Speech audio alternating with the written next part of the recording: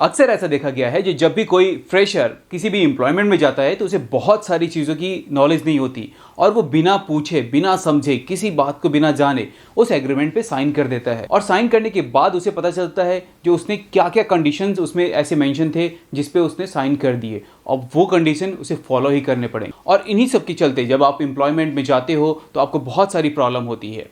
और इन्हीं सब के चलते जो मेरे फ्रेंड हैं मिस्टर राम और मिस्टर श्याम, वो भी मेरे से सलाह लेने के लिए आने वाले हैं। Oh hello mister Ram. अरे यार, मेरा एम्प्लॉयर तो मुझे टाइम पे सैलरी ही नहीं देता।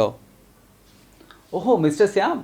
अरे यार, मुझसे एम्प्लॉयर तो बहुत काम करवाता है बट सैलरी भी नहीं देता। क्या आपको भी इस तरह की प्रॉब्लम है? तो आज मैं बात करूंगा उन 10 एक्ट के बारे में जो कि आपके अपॉइंटमेंट से लेकर के आपके रेजिग्नेशन तक या आपके रिटायरमेंट तक वो सारे के सारे आपको हेल्प करने वाले हैं। सो हेलो दोस्तों, वेलकम टू माय चैनल लेक्स कॉटरी। मैं हूं आपका एडवोकेट कैलाश आज के नए एपिसोड के साथ।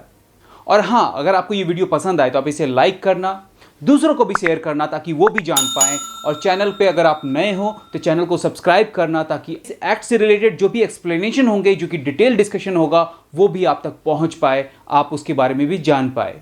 फ्रैंकली स्पीकिंग, ये एक शॉर्ट फॉर्म होगा। ये जो 10 एक्ट के बारे में आज मैं बात करने वाला हूँ, ये सारे के सारे शॉर्ट फॉर्म में होंगे क्योंकि ये एक्ट्स काफ़ी बड़े हैं, काफ़ी लेंदी हैं। लेकिन मैं आज आपके लिए उन सारे एक्ट्स को एक शॉर्ट फॉर्म में, एक समराइज वे में आपके लिए लाया हूँ। और अगर आपको इसका डिटेल नॉलेज लेना है तो आप मेरे चैनल के साथ जुड़िए। मेरे इस चैनल पे मैं आगे आने वाले वीडियो में भी इनके एक्सप्लेनेशन, मतलब जो भी पर्टिकुलर एक्ट्स हैं उनके एक्सप्लेनेशन आपको दूंगा ताकि आप उन्हें डिटेल में समझ पाओ। आप मुझे कमेंट करके बताओ जो कौन सा एक्ट आपको सबसे पहले चाहिए, मैं उसी एक्ट के बारे में सबसे पहले आपको बताऊंगा। या अगर कोई फर्दर जानकारी आपको लेना है, मतलब किसी दूसरे एक्ट के बारे में जो कि आपके एम्प्लॉयमेंट से रिलेटेड है या कोई एग्रीमेंट से रिलेटेड है, तो आप मुझसे कमेंट करके पूछ सकते। मैंने अपने प्रीवियस वीडियो में आपसे एम्प्लॉयमेंट से रिलेटेड कुछ वीडियोज बना रखे हैं जो कि आपके बॉन्ड से रिलेटेड है। जब भी आप कभी एम्प्लॉयमेंट में जाते होगे तो आपसे बॉन्ड साइन कराया जाता होगा। उन बॉन्ड्स के बारे में क्या जरूरी है, क्या जरूरी नहीं है, और क्या आप बॉन्ड साइन करके जॉब छोड़ सकते हो या नहीं छोड़ सकते, वो सारी जानकारियां आपको उस वीडियो के अंदर मिल जाएगी। अगर आपने वो वीडियो नहीं देखा है तो मैं अपने आई बटन में उसका लिंक दे दूंगा, आप उसे जाकर जरूर देखें और वो भी जानकारी आप अपने पास रखें। जो पहला एक्ट है वो है आपका पेमेंट ऑफ वेजेस एक्ट 1936। इसके अंदर आपको ये पता चलता है जो आपका वेजेस कितना पेमेंट होना चाहिए, आपकी सैलरी में से क्या डिडक्शन होना चाहिए और आपकी सैलरी कब आना चाहिए। मतलब salary should be paid by the employer every 7th of the subsequent month. मतलब जो भी सैलरी है आपकी वो आपका 7 तारीख तक, दूसरे महीने के 7 तारीख तक आ जानी चाहिए। और ये जो डेट है वो मैक्सिमम पीरियड है, यहां तक आपकी सैलरी आ जानी चाहिए, अदरवाइज पेनल्टी चार्ज किया जा सकता है इसके ऊपर। गवर्न करता है जो आपकी सैलरी में से क्या डिडक्शन होनी चाहिए। मतलब कभी भी एम्प्लॉयर अपने मनमानी तरीके से कोई भी डिडक्शन चार्ज नहीं कर सकता है। उसके लिए पर्टिकुलर चीज़ें दी गई है जो कौन सा अमाउंट आपकी सैलरी में से डिडक्ट हो सकता है। अक्सर ऐसा देखा गया है जो आपके सीटीसी पार्ट में, जब भी कभी आप किसी कंपनी में जॉब ज्वाइन करने जाते हो तो वहां पे आपका इन हैंड और आपकी सीटीसी में काफ़ी बड़ा डिफरेंस। ये डिडक्शन पार्ट जो है इसी एक्ट के द्वारा गवर्न किया जाता है, जो आपकी सैलरी में से क्या क्या पार्ट डिडक्ट किए जाएंगे। सेकेंड है हमारा मिनिमम वेजेस एक्ट।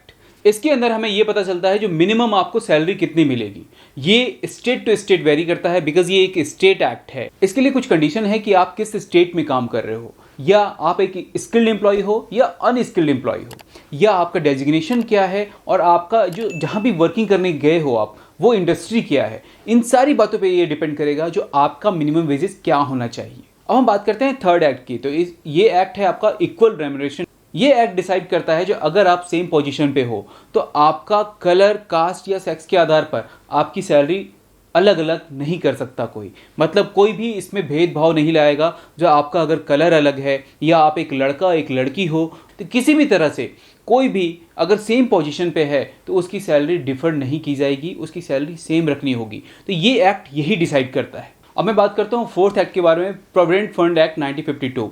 ये एक्ट डिसाइड करता है जो आपका प्रोविडेंट फंड कितना डिडक्ट होना चाहिए और आपको कितना मिलना चाहिए। मतलब गवर्नमेंट ने कुछ रेट डिसाइड कर रखा है, गवर्नमेंट ने कुछ लिमिटेशन डिसाइड कर रखा है जिसके मुताबिक आपकी सैलरी में से भी कुछ अमाउंट डिडक्ट किया जाता है और कुछ एम्प्लॉयर भी कंट्रीब्यूट करते हैं। और इस एक्ट के थ्रू आपका पेंशन भी कंट्रीब्यूट होता रहता है, जिससे कि आप जब भी कभी रिटायर हो गए तो आपको कुछ पेंशन अमाउंट भी मिलता है। अब हम बात करेंगे फिफ्थ एक्ट के बारे में जो कि है एम्प्लॉय स्टेट इंश्योरेंस एक्ट।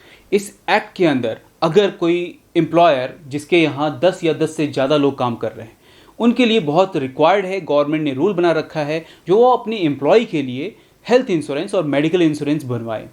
और कुछ कंट्रीब्यूट करें, जो कि कुछ कंट्रीब्यूशन आपसे भी डिडक्ट किया जाता है और साथ में एम्प्लॉयर का मैक्सिमम पार्ट उसमें कंट्रीब्यूट होता है और यही कंट्रीब्यूशन आपको आपके मेडिकल या आपके हेल्थ इंश्योरेंस के लिए आपको बेनिफिट देता है। तो कभी किसी भी एम्प्लॉयमेंट में अगर आप जाते हो तो आप इस बात का ख्याल रखें जो वहाँ 10 या 10 से ज़्यादा का एम्प्लॉयमेंट हो, जिससे कि आपको ये बेनिफिट मिल पाए। अब हम बात करेंगे 6th एक्ट के बारे में, जो कि है आपका बोनस एक्ट, जो कि है आपका बोनस एक्ट 1965। इस एक्ट के थ्रू आपको बोनस मिलता है। बोनस किसी नहीं अच्छा लगता है। हर एम्प्लॉयमेंट में जब भी बोनस की बात आती है तो चेहरे पे एक मुस्कान सी आ जाती है।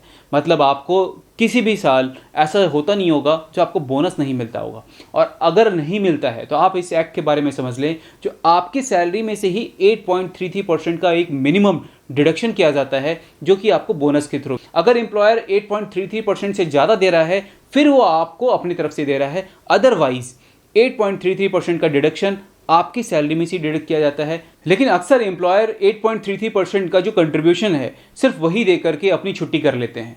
लेकिन इसमें प्रोविज़न ये नहीं है जो सिर्फ आपको 8.33% देना है, ये तो एक कंपलसरी प्रोविज़न है।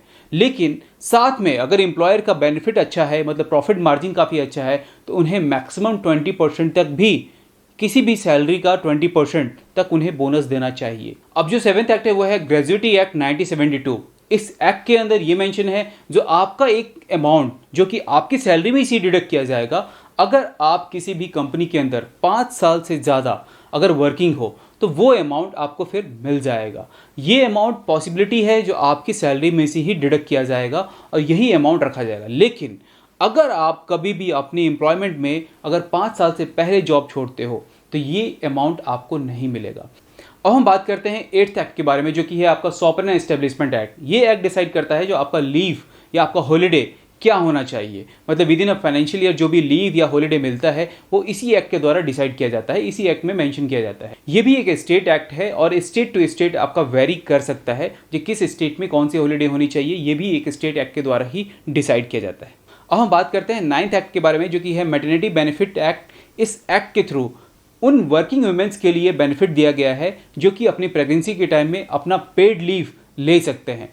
पहले ये 12 वीक्स का हुआ करता था, जिसे गवर्नमेंट ने सोच समझ के इसे 26 वीक का कर दिया है। कोई भी वर्किंग वुमेन अपनी प्रेगनेंसी के टाइम में 26 वीक का पेड लीव ले सकती है। सबसे लास्ट और सबसे इंपॉर्टेंट जो है वह है आपका इंडस्ट्रियल डिस्प्यूट एक्ट। इसके अकॉर्डिंग आप जब भी कभी रिटायर होते हो या आप रिज़ाइन करते हो या आपका रिट्रेंचमेंट होता है तो आपको क्या बेनिफिट मिलने चाहिए, आपके पास क्या राइट है, ये इंडस्ट्रियल डिस्प्यूट के अंदर डिसाइड करता है।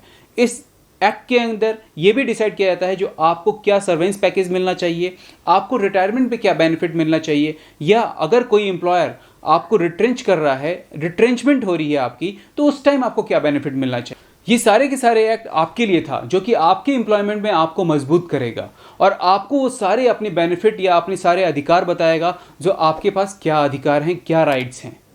अगर आपको ये वीडियो पसंद आए तो आप इसे लाइक, शेयर, सब्सक्राइब करना और बेल आइकन को हिट करना बिल्कुल मत भूलना, ताकि आगे आने वाली वीडियो जो कि मैंने आपके पहले भी डिस्कस किया, वो सारी वीडियो के एक्सप्लेनेशन दूंगा, ये सारे एक्ट के एक्सप्लेनेशन दूंगा, वो आप तक तभी पहुंच पाएंगे जब आप मेरे साथ जुड़ोगे। Thank you so much. जय हिंद, जय भारत।